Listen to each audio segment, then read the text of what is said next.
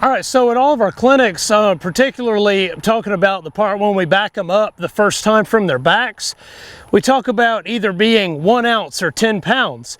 And one of the main things that the human is practicing during that exercise is making their hand either be at 1 ounce or 10 pounds. So when you can convince your mind that the horse can feel the slightest shift in any of this stuff, you can use that to get them to backing or turning or whatever. And that's one of the ways that that they refer to as lightness in the horse world. He can feel even when I start lifting the rein and putting a little signal in it.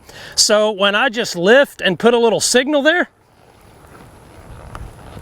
see, without the rein even getting tight, that means something to him. When you can start riding in that kind of a way to where you're really self-aware of everything you're doing, if you put 1 ounce of leg on him, that means something. If you put 1 ounce of pressure on the reins, or a signal is another term for it, that should mean something. You can very quickly get one operating really lightly, but you have to kind of get to the point within yourself to where you're eliminating the hanging and the nagging and the gray areas of pressure.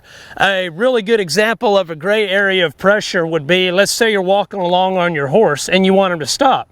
So you pick up relatively lightly, let's say 1 pound of back pressure, and he keeps walking. So then you add a little more, and then you add a little more, and you're talking to your friends, not paying attention. So you're slowly adding this pressure, teaching your horse to just push right through it.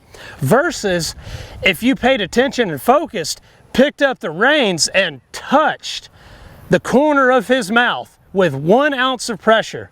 And then if he took another step after that point, you took a hold of him with that 10 pounds and said, hey, 1 ounce means something. Do not push through that 1 ounce of pressure.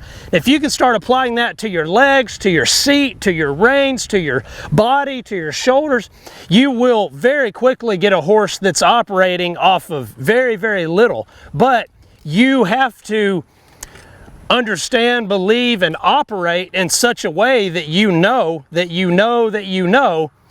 he can feel the slightest bit of change of anything you do. For more videos like this, plus free trainings, offers, and event dates, just text HORSES to 888-111.